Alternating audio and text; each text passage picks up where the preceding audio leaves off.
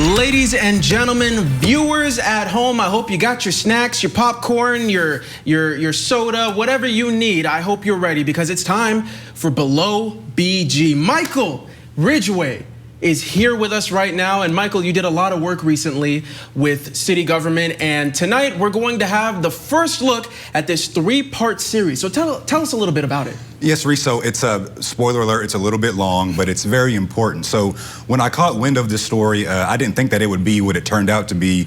But after sitting through the first 30 minutes of what would be a 2-hour Board of Commissioners meeting, I realized that this is important. It's not only a matter of money, but also public safety and new infrastructure, and how that intertwines with the natural layout under Warren County. So here is that part 1 of what I saw below BG.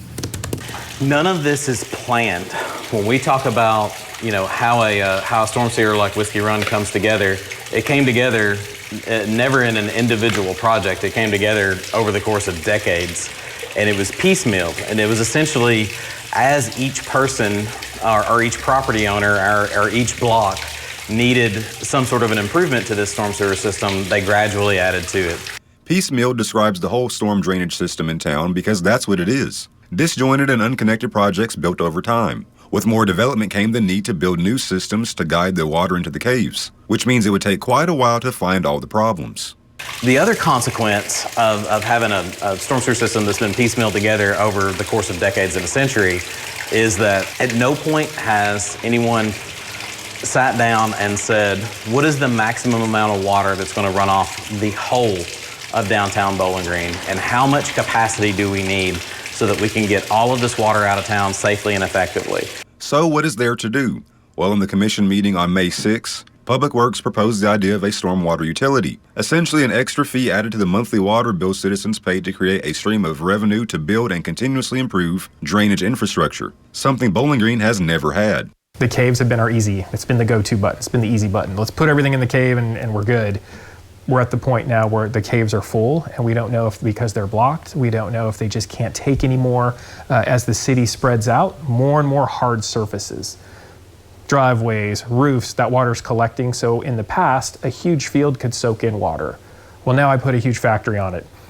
That water is all being channeled to one specific place, so that field that used to take it all is now being sent to 1 or 2 places, and the caves just can't take it all. Some of the flooding that made such a mess in April came from the ground up, another courtesy of the caves, which in a way moves the flooding risk around due to runoff over time.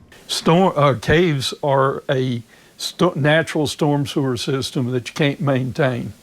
And what'll happen when you get a big flood, you wash debris down into the caves, they'll block a certain area, and then the water will back up and flood one area. And then some years later, after the stuff has had time to decay, you get another big flood and it flushes out. So you get, something, an amount of rainfall that ordinarily wouldn't be a problem sometimes becomes a problem. It takes years for erosion and solidification to take place, but once it does, it can be an issue, especially when combined with man-made infrastructure and debris that the infrastructure and humans produce. And you can also see, when you're looking at something like this, how these caves fill in over time. So this particular instance, we have access to this cave. I can get in here.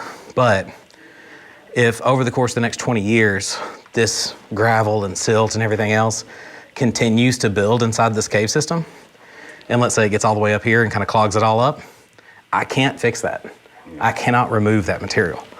So slowly, all these caves are filling in with that kind of material, and there's not a thing I can do to fix them. Powell said people might overestimate the natural drainage capacity. Folks tend to think, if we're sending water into the storms, if we're using caves as storm sewers, they're all going to be big enough to crawl through. For the most part, they're not. For the most part, they're little 3 or 4 inch gaps between 2 giant rocks, and those gaps are full of gravel. That's what we're counting on for all this water to be able to move through. There's no way to inspect it. There's no way to repair it.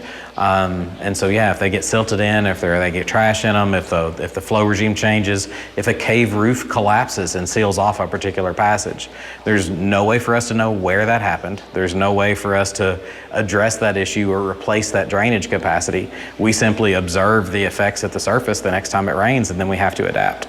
And those small openings between formations can be a nuisance to the surface world, but that is the nature of the beast. When we talk about We can't predict how much water can move through the caves, and the caves get full, and we talk about, this water can't move until that water moves. This is exactly the kind of scenario we're talking about. We've been moving through a passageway that's 4 feet wide, almost 20 feet tall, and all of a sudden that restricts to that big V shape there, and then that 30-inch space down there. And so all of this water back here backs up until it builds a massive amount of pressure and eventually pushes up even above the ground. This wouldn't happen in a traditional storm sewer, because in a traditional storm sewer, this would be going somewhere, and we could make sure that the system is flowing unobstructed. But since we're reliant on naturally formed passageways, they're all naturally obstructed. They never work to the maximum, extent of their capacity. And this is so far from an entrance, there's no way we could work on this. From a reporter's perspective, great shots, great interviews. From a viewer's perspective, that was fantastic. I can't wait to see that on Netflix. Well, thank you. I appreciate it. It's really fascinating, honestly. And it didn't feel like 5 minutes, right? I did a good job. No, that was great. Yeah, I was locked in. What's really interesting is that for some people, of course, we know that Bowling Green is built on top of caves, but it's not a normal city in the fact that there's no bones underneath, right? Mm-hmm. Bowling Green does not have any actual drainage pipes to pipe that water. It's been relied on since Bowling Green was founded back in 1798, I believe. It was free and convenient and unique. We have a drainage system naturally where we don't have to build any pipes or anything like that. And so the problem with the flooding is what you just saw right there. We're relying on natural infrastructure that is not necessarily failing, but can't keep up with all that's on top of it. Wow. Yeah. Well, just a reminder, folks. This was only part 1. Michael, when is part 2 coming? So part 2 will be tomorrow of this 3-part series. It's going to be titled The Solution. So please join us on News 40 at 6 and at 10 on Wednesday for that second part.